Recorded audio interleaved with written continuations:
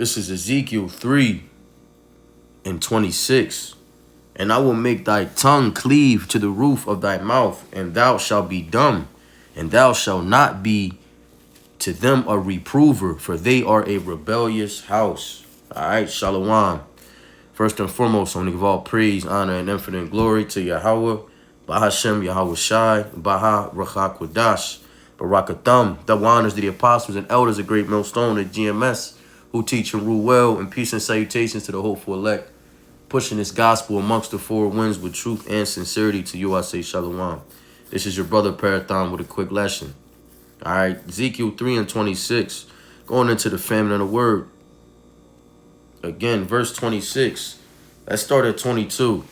And the hand of the Lord, let's hit this in the NLT. Then the Lord Yahweh took, verse 22, Salakia. Then the Lord Yahweh took hold of me and said, get up and go out into the valley, and I will speak to you there. So I got up and went. And there I saw the glory of the Lord Yahweh, just as I had seen in my vision, my first vision, by the Kabar River. And I fell down on the ground. Then the Spirit came into me and set me on my feet. And he spoke to me and said, go to your house and shut yourself in. There, son of man, you'll be tied with ropes so you cannot go out among the people. And I will make your tongue stick to the roof of your mouth so that you will be speechless and unable to rebuke them, for they are rebels. But when I give you a message, I will loosen your tongue and let you speak. Then you will say to them, this is what the sovereign Lord says. Those who choose to listen will listen, but those who refuse will refuse, for they are rebels. So yeah, this is going into the famine of the word. That rebellious house. Who's the rebellious house? The house of Zion, the house of Israel, the nation of Israel. You Israelites, you so-called Negroes, Latinos, and Native Americans, Seminole, West Indians, and Haitians. We are God's chosen people that the Bible speaks of, their legendary bloodline, right? The apple of the Lord's eye. Lord willing, we are accounted of that number of the elect. Right? The elect to be the ones bringing the gospel, okay? Their tongues will cling to the roof of their mouths, if you will. And this goes into a lot, right? Verse 25 again. It says, but thou, O son of man, behold, it's KJV, they shall put bands upon thee and shall bind thee with them, and thou shalt not go out among them. All right, this is going. Hey, they I believe it was in Second Chronicles 36. I kind of have to get it. How our people in the past have misused the prophets. Is it Second Chronicles 36? Salakia. Yup. Second Chronicles 36, 15 and 16. And the Lord Yahweh, the power of their fathers, sent to them by his messengers, his prophets, the seers, rising up at times and sending, because he had compassion on his people and on his dwelling place. See, that's a form of love. The scriptures say that wisdom crieth without. Is that Proverbs 1:21 on down? Right?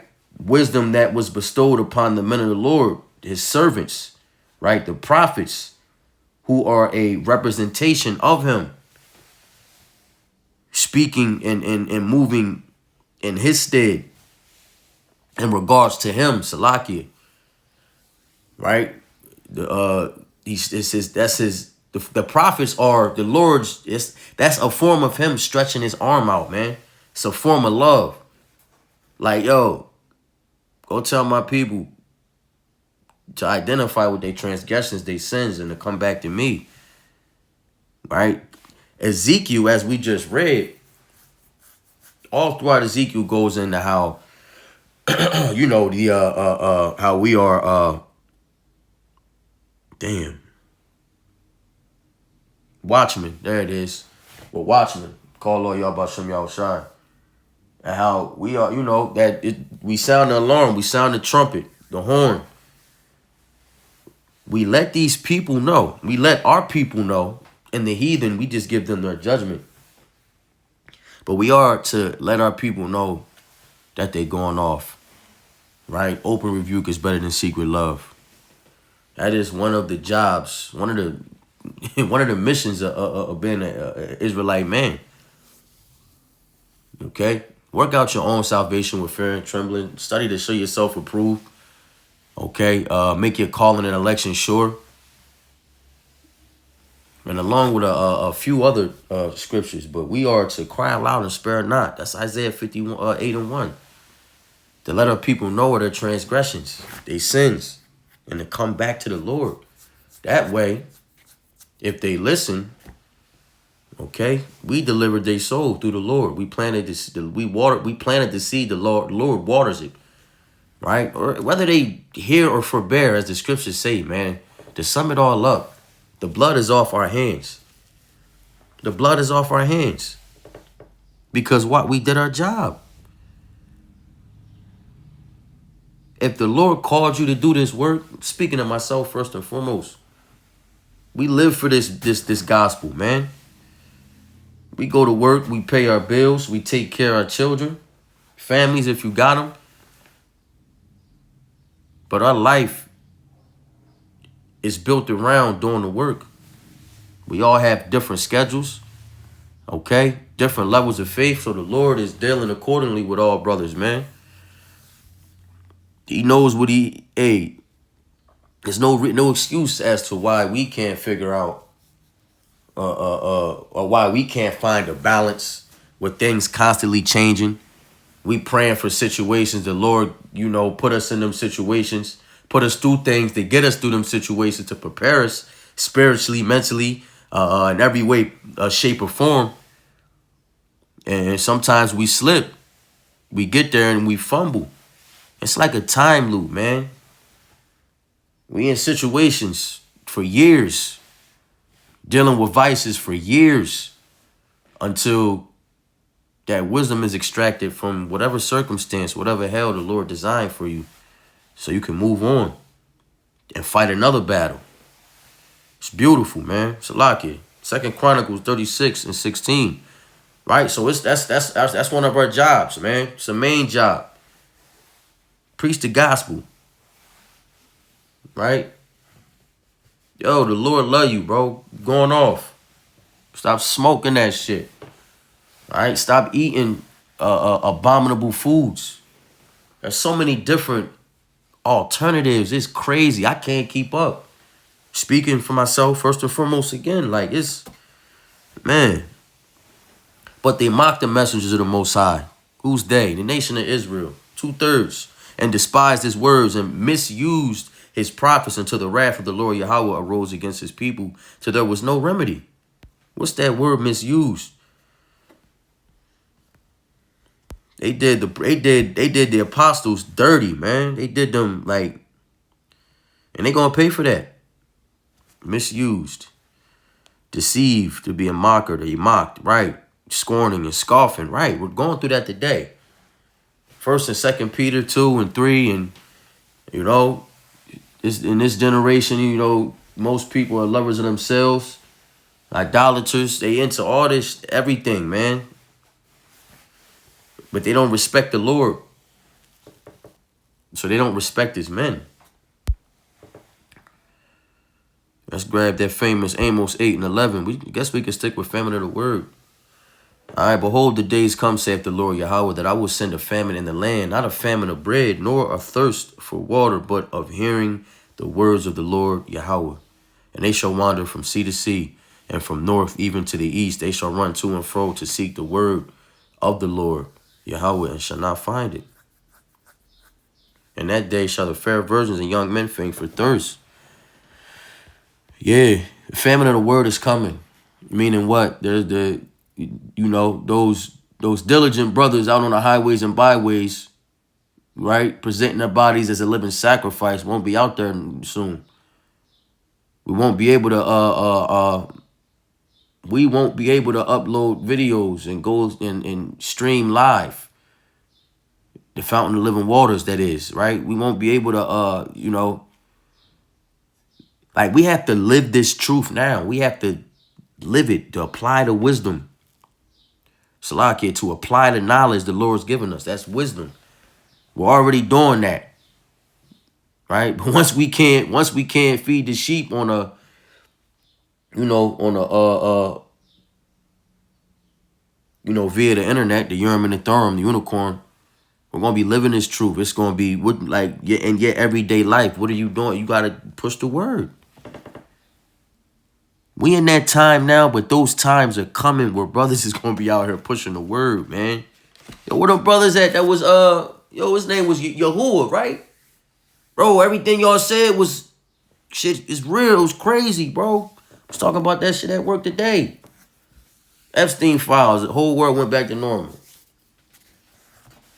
Going down the rabbit holes and all these conspiracy theories are facts. You know what I mean? It's the list goes on. Let me grab I want to say the second Esdras 5, Wisdom of Solomon 5. There it is, second Esdras 5:1. Call all y'all about some y'all side. Nevertheless, as coming the tokens, behold, the day shall come that they which dwell upon the earth shall be taken in a great number, and the way of truth shall be hidden, and the land shall be barren of faith, but iniquity shall be increased above that which now thou seest, or that thou hast heard long ago. So the truth is going to be hidden, right? Famine of the word's going to be hidden. The prophets are going to be, and no longer going to be able to go out there and profess the name of the Lord and how great he is, the importance, the names, and breakdowns, right? There's going to be a great number taken. Like, come on, 2/3 are going to be cut off of the population. 2/3. It's 8 billion plus. That's probably numbers is probably crunched. These are the days that will come. The land shall be barren of faith. Soon faith is going to be money. Faith is going to be the currency. It's ours now.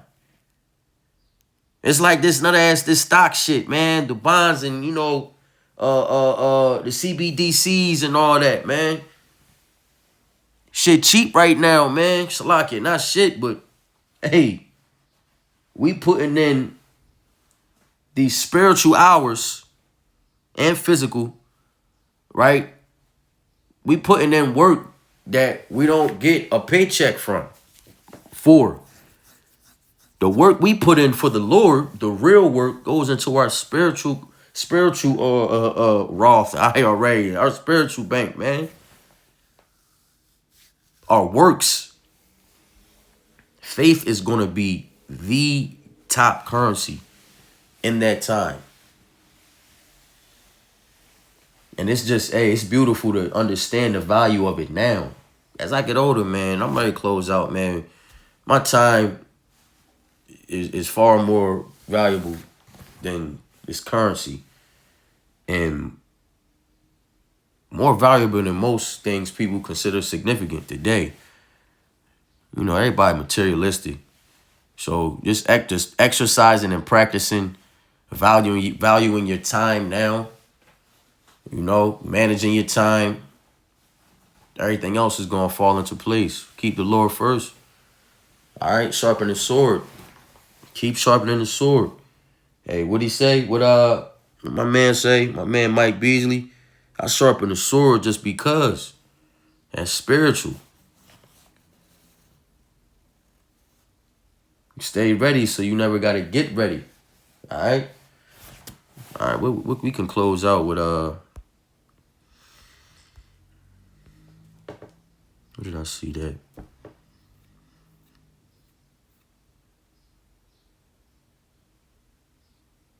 We hit Ezekiel 7. It's Micah 3.